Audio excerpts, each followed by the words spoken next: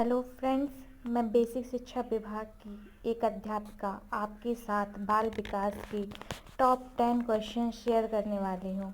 ये क्वेश्चंस अधिकतर CTET, UPTET, super TET में पूछे जाने वाले क्वेश्चन हैं। चलिए इनको हम फटाफट तैयार कर लेते हैं। तो हमारा पहला क्वेश्चन है, इनमें से कौन सा कारक अधिगम को अभिप्रेरित करने वाला है? तो ऑप्शन है हमारे बाह्य कारक, दूसरा ऑप्शन है विफलता से बचने के लिए प्रेरणा, लक्ष्यों को प्राप्त करने पर व्यक्तिगत संतुष्टि, और लास्ट ऑप्शन है उपयुक्त में से कोई नहीं। तो हम कोई बात करते हैं अधिगम को अभिप्रेरित। अधिगम मतलब सीखना, और सीखने को अभिप्रेरित करने वाला कारक कौन सा होगा हमारा? थर्ड, लक्ष्यों को प्राप्त करने पर व्यक्तिगत संतुष्टि।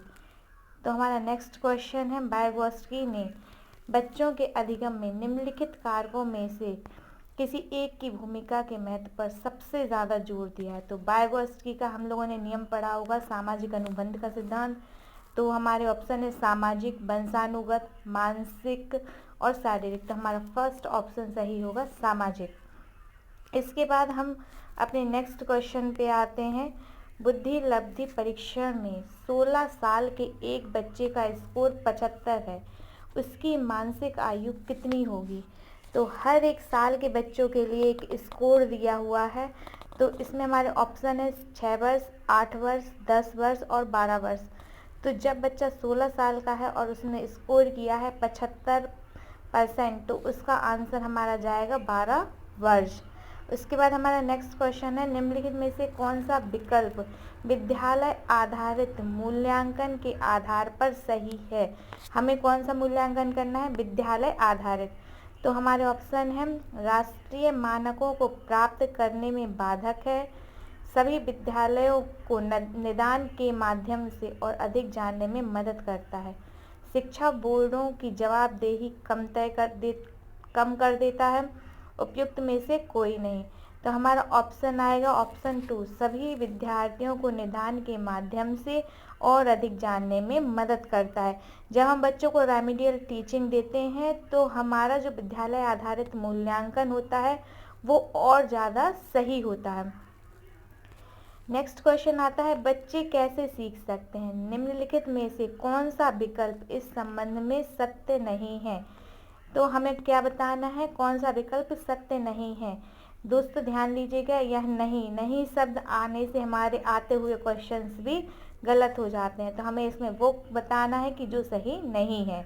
बच्चे कई तरह से सीख सकते हैं, ये सही है। बच्चे केवल कक्षा में ही सीख सकते हैं, ये नहीं है, ये गलत हो सकता है, क्योंकि बच्चे हर एक एनवायरनमेंट में सीखते हैं, हर एक जगह सीखते हैं।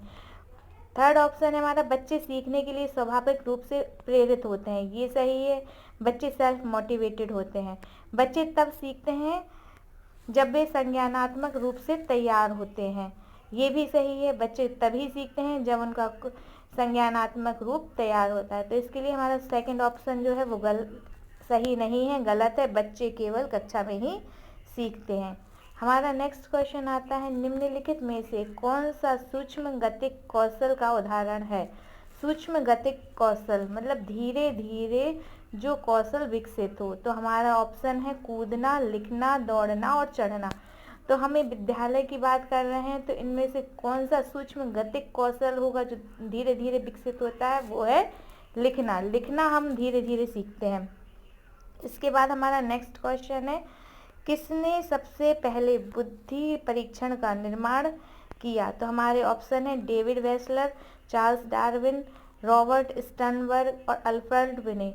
अल्फ्रेड बिने ने 1905 में सबसे पहले बुद्धि परीक्षण का निर्माण किया था। इसके बाद हमारा नेक्स्ट क्वेश्चन आता है, एक विकलांग बच्चा पहली बार विद्यालय आता है, तो एक शिक्षक को निम्नलिखित में से क्या करना चाहिए?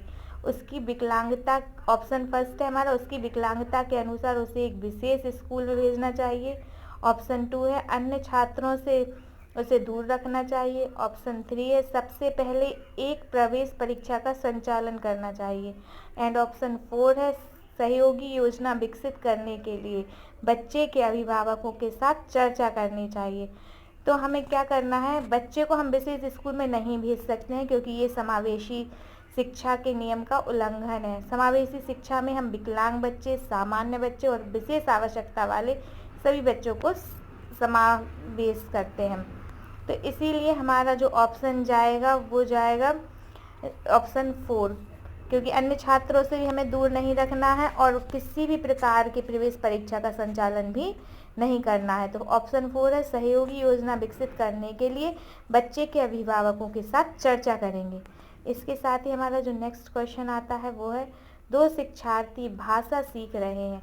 एक शिक्षार्थी जो अपनी मातृभाषा सीख रहा है और दूसरा शिक्षार्थी उसी भाषा को दूसरी भाषा के रूप में सीखता है। दोनों किस प्रकार की गलतियां समान रूप से करते हैं। मतलब दो बच्चे हैं, एक अपनी मातृभाषा सीख रहा है और दूसरा उसी भाषा को किसी दूसरी और भाषा में सीख रहा है। तो इन दोनों में कौन सी गलतियां ऐसी होंगी जो समान रूप से करेंगी। पहला ऑप्शन है अति सामान्यीकरण, दूसरा है विकासात्मक, तीसरा है सरलीकरण और चौथा है उपयुक्त। तो हम इस पे से जाएंगे विकासात्मक, क्योंकि ये विकास की प्रक्रिया है कि एक भाषा को सीख रहा है फिर वो दूसरी भाषा को सीख रहा है, तो इसकी जो गलतियां होंगी विकासात्मक रूप से होंगी।